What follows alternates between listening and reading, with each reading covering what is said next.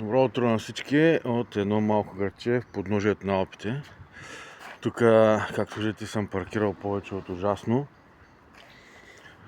Но това е място, където трябва да разтоваря оборудването, което вчера натоварих.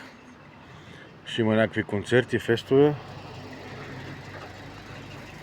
Тук един колега се чуди от старо Волво къде да паркира, преча на всички. Минах страшно много забрани, за да стигна до тук. Не знам кой, като правят заявките, поръчките, какво ще се товари и къде ще се кара. Не знам кой, що не гледат тези хора. Явно ще е нещо такова, само вижте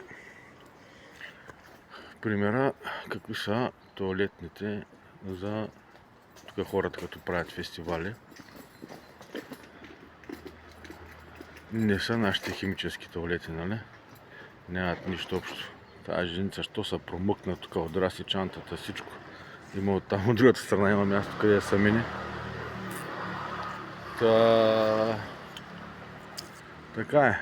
Може би ще опитам малко по-късно да снимам някакви от високите върхове тук. Ето е моята мацка. Да видим какво ще стане.